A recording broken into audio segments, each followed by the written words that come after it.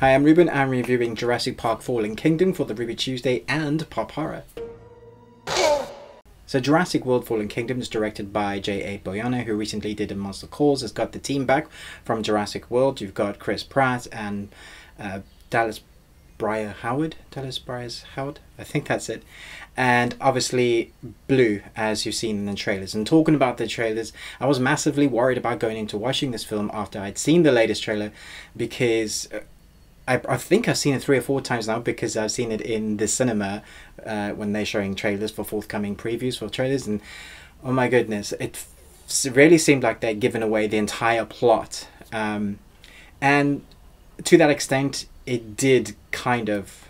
There are moments in this latest film where I felt like, the trailer gave this away. But that's not to say this is a bad film. Actually, coming out of it, it's my personal belief, I think that this is the second best in the franchise. Obviously, Jurassic Park is the best, and I don't think you can beat that. I was in Johannesburg around '93 when the film came out. I was meant to go clubbing, and it turned out my friend took me to a club where I was the only white person in the club, and it was awkward. So he said, maybe you shouldn't be here. And so I walked out and went and saw Jurassic Park, the first one, and it blew my mind. For me, Jurassic Park is Star Wars to a lot of people. It's my Star Wars, and I so enjoyed watching it, and it hasn't aged. So I'm very connected to this series. I loved each film, even The Lost World, and that's mostly because of Jeff Goldblum. I think he's brilliant in both the first and second film. Why? I like the third film, even though I know the third film had issues, and the one before this latest one, Jurassic World, I think is okay. It's a good adventure, but it definitely felt like it lost some of the magic of what Jurassic Park had. Okay. So getting to this one, the story is basically, as you see in the trailer, they have to rescue the dinosaurs from the island because the volcano is erupting. And Chris Pratt and Dallas, their characters, Claire and Owen, get roped into rescuing these dinosaurs, which I'm sure you've seen in the trailer. Try and avoid it if you can. And so the majority of the beginning of the film is this rescue, and it's spectacular and it looks beautiful. I would say that's one of the major points in this film, is how great it looks.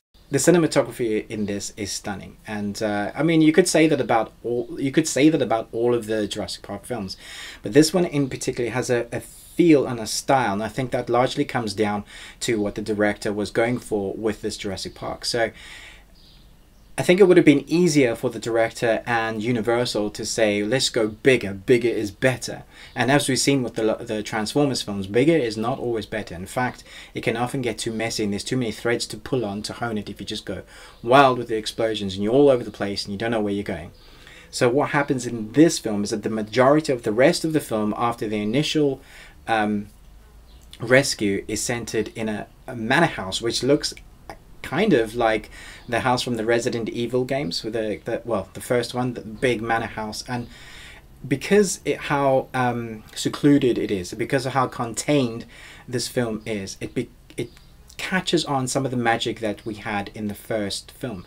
In fact, they play lots of nods and homages to the original, you know, like with the iconic scenes in the first one where the kids are in the car. When it's contained, Jurassic Park is actually quite scary, and if you go back and watch the first one, you'll see, or I've personally feel that there's still moments in that, even though I know what's coming and I've seen it 20-30 times, it's still scary. And this one manages to capture that with scenes in cars and corridors, and you know, the tapping of the raptors. For the most part, this is a very predictable film because it has a formula to follow. The bad guys are going to get in peril, and somehow they've got to escape. I will say that Blue plays a major part in this film, as you can see from the trailer, and unfortunately the trailer gives a lot of that away. That would be my only kind of real critic, is that the trailer really gives some of the major plots of the story away. But there are still fantastic story elements in this which you haven't seen in the trailer, thank goodness, and this makes this film great.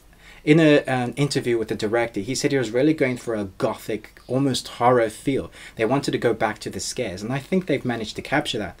This film is really fun and has really scary moments, and manages to capture those original feelings that I had from the first film. And even so much so that the original score sometimes comes in, and there's undertones in the score that play in the background and really kind of adds another layer to what the director was trying to get.